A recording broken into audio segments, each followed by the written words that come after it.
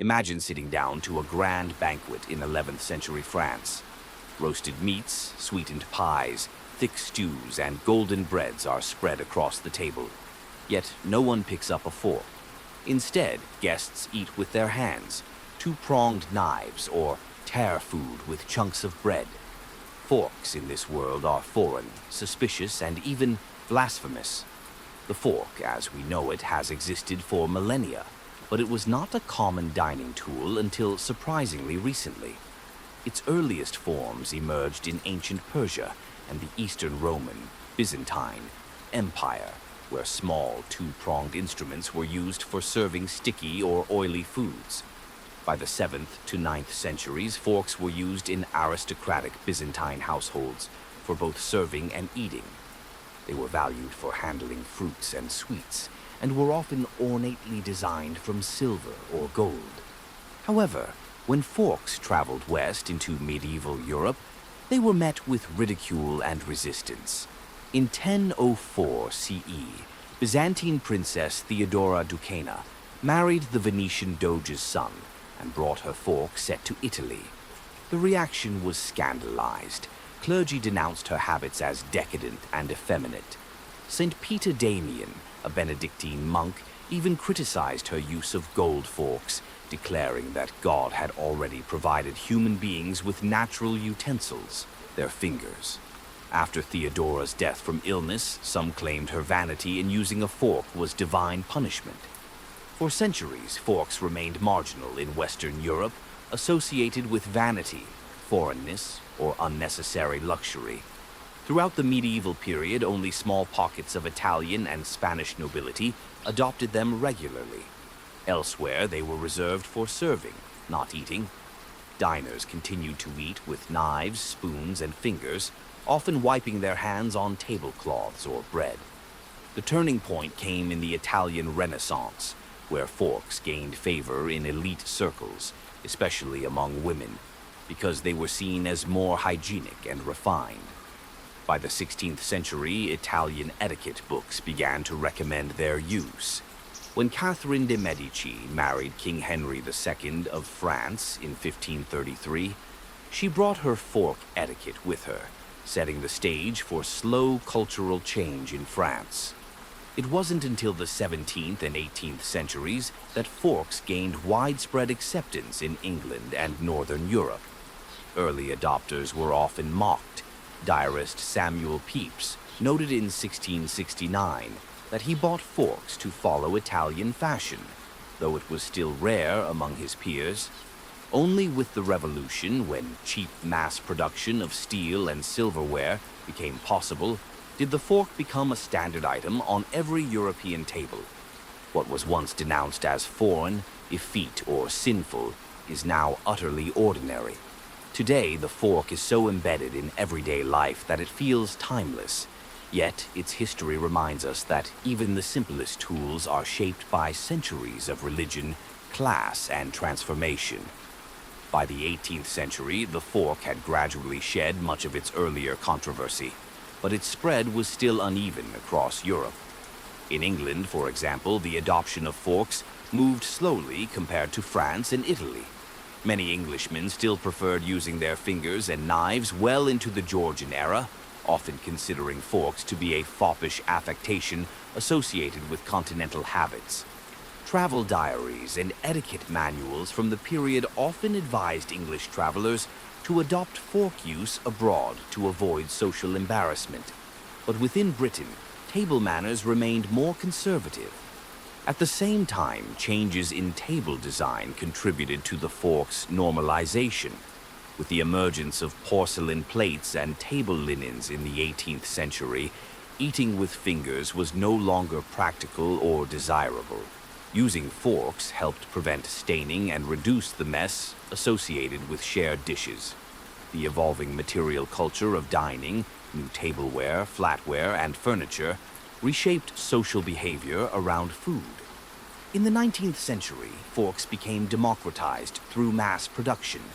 The Industrial Revolution enabled factories to produce metal cutlery in large quantities, at prices affordable even to the growing urban working class.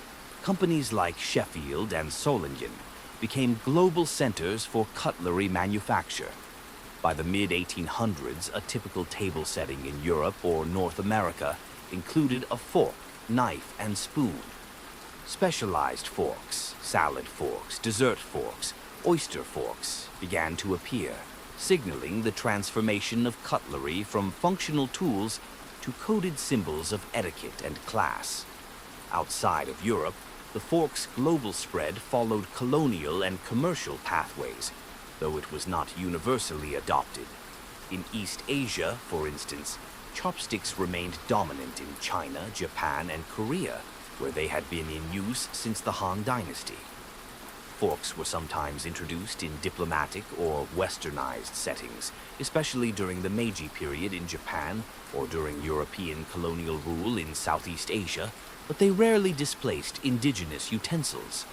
Instead, hybrid practices emerged, such as spoon-fork combinations in Thai dining or the use of forks for certain Western-style dishes in modern urban East Asia. Meanwhile, in the Middle East and parts of Africa, traditional eating practices like using bread as a scoop or eating with the right hand from shared platters continued alongside increasing fork usage in formal or urban contexts. The fork did not erase cultural diversity in eating. It often became an additional option rather than a replacement. By the 20th century, the fork had become an unremarkable item of daily life across much of the world. Yet even now, its presence can signal layers of historical meaning, of contact, colonization, imitation, and adaptation. In some religious or cultural communities, eating with hands is still seen as spiritually meaningful, a practice tied to cleanliness, intimacy, and heritage. In others, the fork represents civility, modernity, and westernization. The fork did more than change how people ate. It subtly redefined how people behaved at the table, and by extension, how they understood their place in society. With the rise of the fork came the rise of table etiquette, a codified set of rules governing posture, hand placement, chewing, and the sequencing of meals. In Renaissance and Enlightenment Europe, these rules were not trivial. They were markers of civilization, self-discipline, and class distinction. Etiquette manuals proliferated, especially in France and England, prescribing how to hold a fork, how to rest it between bites, and how not to gesture with it or use it for anything except moving food to the mouth.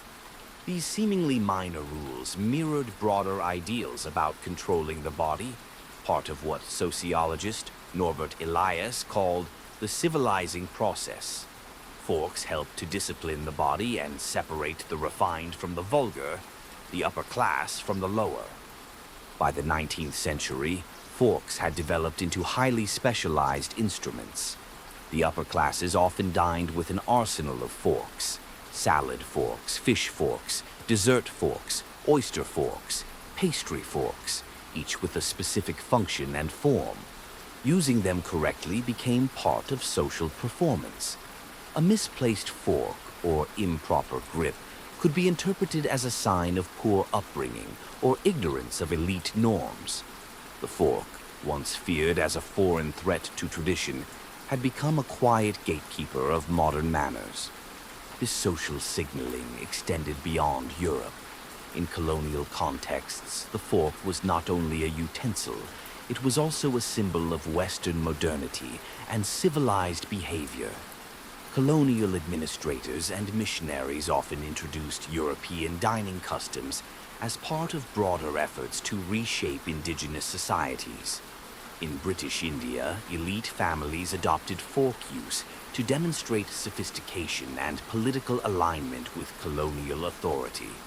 In Africa, Southeast Asia, and the Caribbean, forks entered dining rituals through schools, churches, and diplomatic functions. In the 20th century, the fork lost much of its elitist symbolism as it became truly universal. Mass production, global trade, and media helped spread it across classes and continents. Cookbooks, household guides, and televised dining shows reinforced its central role, Yet traces of its cultural journey persist in modern etiquette debates, like how to hold a fork properly, continental versus American style, or whether children should be taught table manners. The fork remains a quiet battleground of values.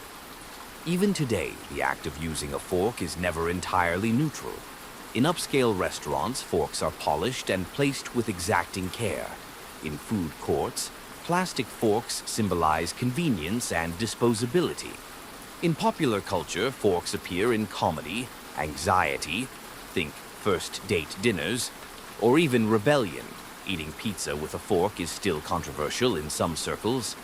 The object is stable, but its meanings remain dynamic. The story of the fork, spanning over 1,000 years, from Byzantine palaces to modern takeout containers, is a powerful reminder of a core truth in historical anthropology. Ordinary things are never really ordinary. They carry the weight of cultural conflict, resistance, invention, and transformation. They are containers not only of food, but of meaning. So when you next reach for your fork, whether you're alone at breakfast or seated at a formal dinner, pause for a moment. Consider its long, winding journey from heresy to habit. You're not just holding a utensil, you're holding a story.